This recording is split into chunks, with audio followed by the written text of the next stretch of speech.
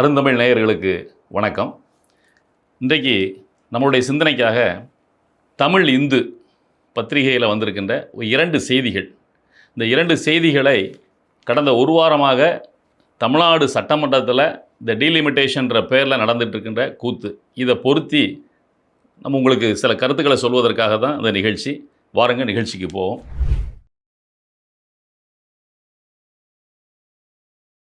இன்றைக்கு இந்து தமிழ் பத்திரிகையில் 2 செய்திகள் வந்திருக்கிறது. ஒரு செய்தி பார்த்தீங்கன்னா உங்களுக்கு பின்னாடி காட்டுறோம். இளைஞர்கள் மது அருந்த தடை, மீறினால் 5000 அபராதம், நாகப்பட்டினம் அருகே விழுந்தமாவடி ஊர் பஞ்சாயத்தில் கட்டுப்பாடு. இது ஒரு செய்தி ஒரு பக்கத்தில் வந்திருக்கிறது. இன்னொரு அதே பத்திரிகையினுடைய இன்னொரு பக்கத்தில் ஒரு பெரிய கட்டுரை ஒன்று வெளியிடப்பட்டிருக்கிறது. அந்த கட்டுரை என்னன்னு சொன்னால், மீண்டும் கிராம சபை நிறைவேறுமா எதிர்பார்ப்புகள், நாளை நடைபெறவிருக்கும் கிராம சபை பல்வேறு வகைகளில் முக்கியமானது அப்படின்ற தலைப்பில் கிட்டத்தட்ட அரை பக்கத்திற்கு திரு வினோத்குமார் அப்படின்னு உள்ளாட்சி உரிமை செயற்பாட்டாளர் ஒரு பெரிய கட்டுரை எழுதியிருக்கிறார். எதுக்காக இந்த 2 செய்திகளையும் உங்களுக்கு சொல்கிறேன்னா, இந்த 2 செய்திகளையும் கடந்த ஒரு வாரமாக சட்டசபையில் விவாதிக்கப்பட்டிருக்கின்ற அந்த டீலிமிட்டேஷன் பாராளுமன்ற உறுப்பினர்களின் எண்ணிக்கை தொடர்பான விவகாரத்தோடு பொருத்தி சில கருத்துக்களை நான் உங்களுக்கு சொல்லணும்னு விரும்புகிறேன். அதற்காக தான். நீங்கள் யோசித்து பாருங்கள், இந்த செய்தியில் ஒரு கிராமத்தில் இளைஞர்களுக்கு மது அருந்த தடை, மீறினால் 5000 அபராதம் அப்படின்னு ஒரு பஞ்சாயத்தில் தீர்மானம் நிறைவேற்றி, அந்த தீர்மானத்தை பஞ்சாயத்தில் உள்ள மக்கள் ஏற்றுக்கொண்டு யாருமே அங்கே உள்ளவங்க யாரும் குடிக்கக்கூடாது, இளைஞர்கள் யாரும் குடிக்கக்கூடாது, குடித்து விட்டு வந்தால் அது பற்றி தகவல் சொன்னால் பஞ்சாயத்துக்கு 5000 ரூபாய் அபராதம் கட்ட வேண்டும், தகவல் சொல்கிறவர்களுக்கு 2000 ரூபாய் சன்மானம் வழங்கப்படும் அப்படின்னு தீர்மானம் நிறைவேற்றி ஊர் பஞ்சாயத்தார் ஏற்றுக்கொண்டிருக்கிறாங்க. அந்த படம் தெளிவாக இருக்கிறது. ஊர் மக்கள்லாம் அதை வரவேற்று பெரிய பேனர் வச்சுருக்காங்க. மக்கள் எல்லாரும், பெண்கள் எல்லாரும் வரவேற்கிறாங்க. அதே மாதிரி திருமணம் முடிந்தவர்கள் மது அருந்துகிற பழக்கம் இருந்தால், மதுவை வேலைப்பழு காரணமாக உடல் வலிக்காக நீங்கள் மது அருந்துனீங்கன்னா அருந்திட்டு வீட்டில் இருக்கணும். பக்கத்து வீட்டாரோடு ஏதாவது சச்சரவு செய்தீர்கள் என்று சொன்னால் அது தொடர்பான புகார் வந்தாலும் அவர்களுக்கும் 5000 ரூபாய் அபராதம் அப்படின்னு சொல்லி ஒரு தீர்மானம் நிறைவேற்றிருக்காங்க. அதை சக்ஸஸ்ஃபுல்லாக அதை நிறைவேற்றி கொண்டு போயிட்டு இருக்காங்க. அந்த மக்கள் அதை ஏற்றுக்கிட்டு கடந்த ஒரு 6 மாதமாக அதை செயல்படுத்தி கொண்டிருக்கிறார்கள் அப்படின்ற செய்தி தான் அந்த பெரும் செய்தியாக இதில் இருக்கிறது. நீங்கள் யோசித்து பாருங்கள், ஒரு பஞ்சாயத்துக்கு எவ்வளோ பெரிய அதிகாரம் இருக்கிறது அப்படின்னு சொல்லி. நீங்கள் இதுக்காக நான் சில தகவல்களை தேடினேன். அது இல்லாமல் நம்ம இந்த தகவலையும் தேடிடுவோம். நம்ம இந்த கிராம சபை கூட்டம் ஒவ்வொரு வருடமும் உங்களுக்கு தெரியும், குடியரசு தினத்தன்றும் சுதந்திர தினத்திட்டம், இல்லை என்றால் காந்தி ஜெயந்தி, இந்த 3 நாட்கள் பொதுவான அரசு விடுமுறைன்றதுனால அந்த 3 நாட்களில் கிராம சபை கூட்டங்கள் எல்லா இடங்களையும் நடைபெறுகிறது. அது தொடர்பாக இந்த கட்டுரையில் அவர் என்ன சொல்கிறாருன்னா, இந்த கிராம சபை கூட்டத்துக்கான அதிகாரத்தை பற்றி சொல்கிறார். அதையும் தெரிந்துக்கிட்டால் தான் அடுத்த விஷயத்தை பேசுகிறதுக்கு வசதியாக இருக்குன்றக அதை பற்றியும் சொல்கிறேன் நான். இதில் 3 விவாதங்கள் முக்கியமான விஷயங்களாக விவாதிக்கப்படுகிறது அப்படின்னு அந்த கட்டுரையில் சொல்கிறார். என்னன்னு சொன்னால், 6 மாதங்களுக்கான வரவு செலவு கணக்குகளை ஃபார்ம் படிவம் 30 தாக்கல் செய்து அந்த ஊர் பஞ்சாயத்தார்கிட்ட, ஏன்னா ஊர் கிராம சபை கூட்டம்ன்றது ஒரு கிராமத்தில் நம்ம புள்ளி விவரங்களின்படி பார்த்தோன்னா கிட்டத்தட்ட தமிழ்நாட்டில் 12525 கிராம ஊராட்சிகள் இருக்கின்றது. சராசரியாக ஒரு கிராம ஊராட்சிக்கு சராசரி 2968 பேர், 3000 பேர். ஒரு சில கிராமங்களில் 1000 பேர் 1500 பேர் இருப்பாங்க, சில கிராமங்களில் 3500 பேர் 4000 பேர் கூட இருக்கலாம். ஆனால் சராசரியாக உள்ள புள்ளி விவரங்கள் நம்ம எடுத்து பார்க்கின்ற பொழுது 2968 பேர் ஒரு கிராமத்துக்கு இருப்பாங்க அப்படின்ற கணக்கு வருது. அப்போ நீங்கள் குறைந்தபட்சம் பார்த்தீங்கன்னா ஒரு கிராமத்துக்கு 800லேருந்து 900 குடும்பங்கள் தான். அப்போது ஒரு குடும்பத்துக்கு ஒரு பிரதிநிதி அப்படின்னா ஒரு 800 பேர் 700 பேர் 500 பேர் உட்காருவாங்க. ஏன்னா ஒரு குடும்பம்ன்றது கிராமங்களை பொறுத்தவரை பெருங்குடும்பங்களாக இருக்கலாம், கூட்டு குடும்பங்களாக இருக்கலாம். அவர் குடும்பத்துக்கு ஒருவர்னு வரும்பொழுது நீங்கள் 800 900 கணக்கூட வராது, 300 பேர் 400 பேர் தான் உட்காருவாங்க, அவங்களோட தீர்மானங்களை நிறைவேற்றுவாங்க. இந்த 300 பேர் 400 பேர் உட்காரும் பொழுது சில கிராம பஞ்சாயத்துகளில் 100 பேர் 150 பேர் தான் வருவாங்க, முக்கியமானவர்கள் வருவாங்க. எல்லாம் ஒருவரோடு உறவாக இருக்கின்ற காரணத்தால் இவங்க சொல்கிறத எல்லாரும் ஏற்றுப்பாங்க. அப்போ இவங்க எல்லாருமே ஒருவரோடு ஒருவர் முக பரிச்சயம் உள்ளவர்களாக இருப்பாங்க. அப்போ அங்கே போடுகிற தீர்மானத்தை எல்லாரும் ஏற்றுக்கிறாங்க. இதில் இந்த 6 மாதங்களுக்கான வரவு செலவு கணக்குகளை படிவம் 30 தாக்கல் செஞ்சு அது பெரிய பேனராக வைக்கணுன்றது. அது இல்லாமல் இந்த தேசிய ஊரக வேலைவாய்ப்பு திட்டம் இருக்குல்ல, அந்த வேலைவாய்ப்பு திட்டத்தை எவ்வளவு நம்ம பஞ்சாயத்துக்கு ஒதுக்கப்பட்டிருக்கு, என்னென்ன வேலைகள் செய்யலான்றது குறித்து நம்ம அதை விவாதித்து அதை தீர்மானிப்பது. இது இந்த 2 பணி தான் மிக முக்கியமான பணியாக இந்த கிராம பஞ்சாயத்துகளில் இந்த ஊராட்சி கூட்டங்களில் நிறைவேற்றப்படுகிறது இந்த கட்டுரையாளர் சொல்கிறார். நீங்கள் கொஞ்சம் யோசித்து பாருங்கள், இது கடந்த ஒரு வாரமாக தமிழக சட்டமன்றத்தில் இந்த டீலிமிட்டேஷன் தொகுதி மறுவரையறை, மக்கள் தொகை அடிப்படையில் தொகுதி மறுவரையறை செய்யப்பட வேண்டும்னு மத்திய அரசு கொண்டு வர சட்டம் தொடர்பான பிரச்சனைகள் குறித்து விவாதிக்கப்பட்ட பொழுது தமிழ்நாட்டில் 39 பாராளுமன்ற உறுப்பினர்கள் இருக்கிறாங்க. சில கட்சிகள் டீலிமிட்டேஷன் மூலமாக கொண்டு வரப்படும் பொழுது தமிழகத்திற்கு அதிகமான எம்பிக்கள் கிடைப்பாங்க, 59 எம்பிக்கள் கிடைப்பாங்க, அதனால் இதை கொண்டு வர வேண்டும் என்று ஆதரிப்பதும், சில கட்சிகள் வேறு சில காரணங்களுக்காக அதனுடைய மதிப்பு குறைகிறதுன்றதுக்காக வேண்டாம் எதுக்கிறதும் பெரிய விவாதம் நடந்துகிட்டு இருக்கு. அந்த விவாதத்துக்குள்ளே அது சரியாக தவறான்றதுக்குள்ளே போல நான் ஒரே ஒரு கருத்தை மட்டும் கேட்குறேன். ஒரு தொகுதி, பாராளுமன்ற தொகுதி இருக்குது. ஒரு பாராளுமன்ற தொகுதியில் ஒரு பாராளுமன்ற உறுப்பினர் இருக்கிறார் என்று சொன்னால் இவங்க சொல்கிற காரணம், ஒரு பாராளுமன்ற தொகுதியில் 20 லட்சம் உறுப்பினர்கள் இருக்கிறாங்க, 20 லட்சம் வாக்காளர்கள் பொதுமக்கள் இருக்கிறாங்க. ஒரு பாராளுமன்ற உறுப்பினரால் அவ்வளோ பேருக்கான சேவையை செய்ய முடியல, அதனால் பாராளுமன்றத்தை பிரித்து அதிக தொகுதிகளை கொடுப்பது நல்லதுன்னு ஒரு சாரார் பேசுகிறாங்களே, பெரும்பாலான சாரார்கள் அப்படி தான் பேசுகிறார்கள். நான் என்ன சொல்கிறேன், நீங்கள் சின்ன தொகுதியாக மாற்றினால் கூட, ஒரு பாராளுமன்ற தொகுதிக்கு 7 லட்சம் 8 லட்சம் வாக்காளர்கள் கொண்ட தொகுதியாக மாற்றினால் கூட அங்கு ஒரு பாராளுமன்ற உறுப்பினர்கள் இருப்பதாக வைத்துக்கொள்வோம். இந்த பார்க்கின்ற பார்வையாளர்கள் நீங்கள் மனசாட்சியை தொட்டு சொல்லுங்கள், உங்களில் எத்தனை பேருக்கு, இல்லை உங்கள் பாராளுமன்ற தொகுதியில் வசிக்கின்ற பொதுமக்களில் எத்தனை பேருக்கு நேரடியாக உங்கள் பாராளுமன்ற உறுப்பினரோட பழக்கம் உண்டு, அவரோடு நீங்கள் பேசுவதற்கான வாய்ப்பு எத்தனை பேருக்கு கிடைச்சிருக்கும்? அப்போ அவர்கள் நேரடியாக பொதுமக்களுடைய தேவைகளை செய்து கொடுப்பதற்கான வாய்ப்பு இருக்கிறதானா? இல்லை, அது பொய்.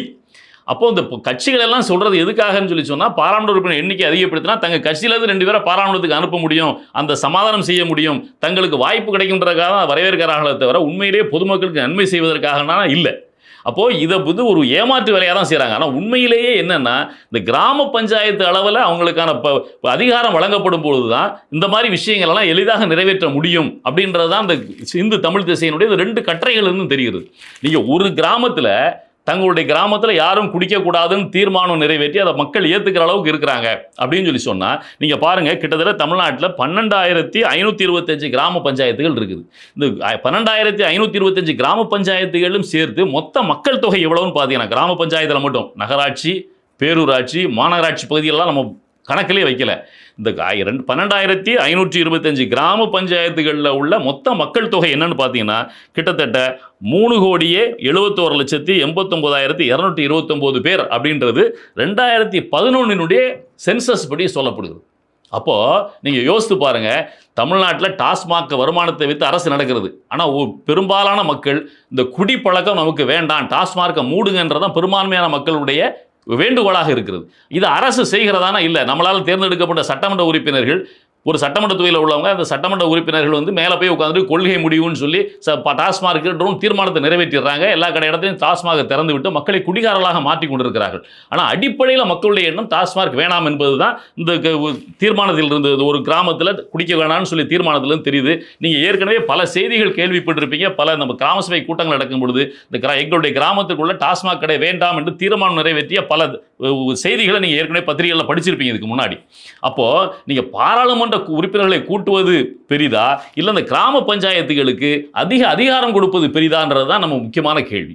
யோசித்து பாருங்க, இந்த 12,525 கிராமத்தில் 3,71,00,000 சொச்சம் மக்கள் வசிக்கிறார்கள் அப்படின்ற பொழுது, இந்த 12,525 கிராமங்கள்லையும் கிராம சபை கூட்டம் நடக்கும் பொழுது எங்களுக்கு டாஸ்மாக் கடை இந்த கிராமத்துக்குள்ளே வேணாம் அப்படின்னு தீர்மானம் ஒருவர் கொண்டு வருகிறாருன்னு சொன்னால், ஒரு 300 பேர் 400 பேர் கலந்து கொள்ளுகின்ற கிராம சபை கூட்டத்தில், ஒரு 2,000 பேர் 3,000 பேர் வசிக்கிற கூட்டத்தில் ஒருவருக்கொரு உறவினர்களாக இருப்பார்கள், ஒருவருக்கொரு முகம் தெரிந்தவர்களாக இருப்பார்கள். அப்படி தீர்மானம் கொண்டு வரும்போது தீர்மானத்தை யாராவது எதிர்ப்பாங்களா? யாரும் எதிர்க்க மாட்டாங்க. ஏன்னா குடின்றது நாட்டுக்கும் வீட்டுக்கும் கேடுன்றது மக்களுக்கு தெரியும், அரசாங்கத்துக்கு தெரியாமல் இருக்கலாம். அப்போ அந்த மக்கள் அதை ஏற்றுக்கொண்டு தீர்மானம் நிறைவேற்றுவார்கள். அந்த தீர்மானத்திற்கு சட்ட ரீதியான அங்கீகாரத்தை அந்த அரசியல் வழங்கினால் கிட்டத்தட்ட 3,71,00,000 மக்களை குடி நோயிலிருந்து நம்ம வெளியேற்ற முடியும். அங்கே டாஸ்மாக் கடைகள் இல்லாத சூழ்நிலை உருவாக்க முடியும். இது யாரால செய்ய முடியும்? கிராம சபைகளுக்கு அதிக அதிகாரம் கொடுக்கும் பொழுதுதான், சட்டமன்ற உறுப்பினர்களுக்கோ பாராளுமன்ற உறுப்பினர்களுக்கோ அல்ல. அதை தான் அந்த கட்டுரையை சொல்லுகிறது. அப்போ நீங்கள் இதெல்லாம் கொஞ்சம் யோசித்து பாருங்கள். நீங்கள் கிட்டத்தட்ட 1.25 வருஷம் ஆச்சு திமுக அரசு உள்ளாட்சி தேர்தலை நடத்தாமல் இருக்குது. கிட்டத்தட்ட ஒரு 21 மாவட்டங்களில் நடத்தாமல் இருக்குது. மீதமுள்ள மாவட்டங்களுக்கும் வருகின்ற அக்டோபர் நவம்பர் வந்தால் அவருடைய பதவி காலம் முடிந்து விடுகிறது. அப்போது இந்த கிராம சபை கூட்டங்களில் கிராம சபைக்கான பஞ்சாயத்துக்கான தேர்தலை நடத்த வேண்டும், அவர்களுக்கு அதிகாரத்தை வழங்க வேண்டும் என்று அக்கறை இல்லாத அந்த அரசியல்வாதிகள் பாராளுமன்றத்தில் உறுப்பினர்களை அதிகப்படுத்தணும், அது தொடர்பான விவாதங்களை பற்றி மட்டும்தான் பேசுகிறாங்களே தவிர கீழே என்ன தேவை அப்படின்றத யாராவது சிந்திக்கிறாங்களா அப்படின்னா யாருமே சிந்திக்கிறது இல்லை. அப்போது தயவு செய்து இப்பொழுது வந்திருக்கின்ற விஜய் அரசாவது இதில் தயவு செய்து கவனம் செலுத்த வேண்டும். யோசித்து பாருங்கள், நீங்கள் உடனடியாக இந்த பஞ்சாயத்து எல்லா மாவட்டங்களுக்குமான கிராம உள்ளாட்சி தேர்தலை உடனடியாக நடத்தி இந்த பஞ்சாயத்துகளுக்கு உரிய அதிகாரம், ராஜீவ்காந்தி அரசால் கொண்டு வரப்பட்டுகின்ற பஞ்சாயத்து ராஜ் சட்டம் கொண்டு வருகின்ற பொழுது பஞ்சாயத்தில் ஒரு தீர்மானம் நிறைவேற்றப்பட்டால் அந்த தீர்மானம் சட்டமாக மாறும் அப்படின்னு சொல்லி தான் கொண்டு வந்தாங்க. ஆனால் இன்னைக்கு ஒவ்வொரு பஞ்சாயத்திலும் இந்த மாதிரி தீர்மானம் நிறைவேற்றப்பட்டால் அரசு மாநில அரசுகள் தான். என்ன சொல்லுதுன்னா, எந்த தீர்மானம் நிறைவேற்றப்பட்டாலும் அந்த தீர்மானம் கலெக்டருடைய அங்கீகாரம் பெற்ற பிறகுதான் சட்டமாகும். அதனால கலெக்டர் அதுக்கு அங்கீகாரம் கொடுக்க மறுக்கிறார்ன்றதான் செய்தி. ஏன்னா நீங்க பல கிராம பஞ்சாயத்துகளில் டாஸ்மாக் வேண்டாம் என்று தீர்மானம் ஏற்கனவே போட்டிருக்கிறார்கள். ஆனால் கலெக்டர்கள் அதுக்கு அங்கீகாரம், அதுக்கு ஒப்புதல் கொடுப்பதில்லை. நீங்க சொல்றீங்க நம்ம நீட் வேண்டாம்னு சட்டம் ஏற்றி அனுப்புறோம், அதை சட்டத்தை கவர்னருக்கு அனுப்புகிறோம், கவர்னர் அனுப்பாமலே வச்சுக்கிட்டு இருக்கிறாரு. இது தொடர்பான பெரிய போராட்டம் நடத்தினதுக்கு அப்புறம் கவர்னர் ஜனாதிபதிக்கு அனுப்புறாரு. ஜனாதிபதி கையெழுத்து போடாமல் ரிஜெக்ட் பண்ணிடுறாரு. அந்த கையெழுத்து போடாமலே வச்சுக்கிட்டு இருக்காரு. அதை எதிர்த்து தமிழகம் மக்கள் கொதித்தெழுகிறாங்க. தமிழக அரசு, அரசியல் கட்சியெல்லாம் போராட்டம் நடத்துறீங்களே, நீங்க இதை பத்தி யோசிக்கிறீங்களா? ஒரு கிராம பஞ்சாயத்தில் எங்களுக்கு டாஸ்மாக் கடை வேண்டாம், இங்க குடிநோயாளிகளை நாங்கள் உருவாக்க விரும்பலான்னு தீர்மானம் நிறைவேற்றி, ஒரு மனதாக தீர்மானம் நிறைவேற்றி அதை கலெக்டருக்கு அனுப்பிச்சா எத்தனை கலெக்டர் அதை ஏற்றுட்டு கையெழுத்து போட்டு அந்த ஊரில் டாஸ்மாக் வேணான்ற முடிவு எடுத்திருக்கிறீங்க? அப்போது உங்களுக்கு நீங்கள் பெரிய விவகாரங்களை கொள்ளையடிக்கிறதுக்கு நீங்கள் எல்லா இடத்தையும் ஏற்பாடு பண்ணுவீங்க. ஆனால் கிராம அளவில் ஒரு விஷயத்தை பற்றி கேட்கும்பொழுது அவர்களுக்கான அதிகாரம் இருந்து கூட அந்த அதிகாரத்தை கொடுக்க மறுக்கின்ற அரசாக தான் ஒவ்வொரு அரசும் இருந்துகிட்டு இருக்குது. எனவே தயவு செய்து நம்ம இந்த செய்திகள் மூலமாக, இந்த தமிழ் திசையில் வந்த செய்திகள் மூலமாக மக்களுக்கு கொண்டு போய் சேர்க்கிறோம். நம்ம இதைத்தான் கேள்வியாக இந்த அரசுகள் மத்தியில் எழுப்ப வேண்டும். கிராம பஞ்சாயத்துக்கு உரிய அதிகாரத்தை கொடுங்க. இந்த 12,525 கிராம பஞ்சாயத்துகளுக்கும் உரிய அதிகாரத்தை கொடுத்து அவர்கள் தங்களுக்கான தீர்மானத்தை தாங்களே நிறைவேற்றிக் கொள்ளுகின்ற சூழலை உருவாக்கினால், எப்படி நாகப்பட்டினம் அருகே உள்ள விழுந்தமாவடி ஊரிலே யாரும் குடிக்க வேண்டாம் என்று தீர்மானம் நிறைவேற்றி அதை வரவேற்று மக்கள் நடைமுறைப்படுத்தி கொண்டிருக்கிறார்களோ, இப்படி ஒவ்வொரு ஊரிலும் அவர்களுக்கான தீர்மானத்தை நிறைவேற்றி அதை சட்ட ரீதியாக செயல்படுத்தக்கூடிய உரிமை அவர்களுக்கு வந்துவிட்டது என்று சொன்னால் தமிழ்நாட்டில் சாராயம் அறவே ஒழிக்கப்படுவதற்கான வாய்ப்பு மிக அதிகமாக இருக்கிறது. எனவே விஜய் அரசு, இந்த வந்திருக்கின்ற தாவேக அரசு உடனடியாக எல்லா மாவட்டங்களிலும் உள்ள பஞ்சாயத்து அளவிலான கிராம பஞ்சாயத்துகளுக்கும் உள்ளாட்சிகளுக்கும் தேர்தலை நடத்தி அவர்களுக்கான உரிமையை, அவர்களுக்கான சட்ட ரீதியான உரிமையை உடனடியாக வழங்குவதற்காக ஆவணம் செய்ய வேண்டும். அப்படி ஆவணம் செய்வதுதான் இந்த மக்களுக்கு நீங்கள் செய்கின்ற ஒரே நன்மையாக இருக்கும். ஏற்கனவே இருந்த அரசுகள் செய்யவில்லை. எனவே அதை நீங்களாவது செய்வீர்கள் என்று நம்புகிறோம். அதைத்தான் அருந்தமிழ் மூலமாக ஒரு வேண்டுகோளாக வைக்கிறோம். இதை பார்க்கின்ற மக்களும் இது குறித்து பேசுங்கள் என்பது நம்முடைய வேண்டுகோள். நன்றி, வணக்கம்.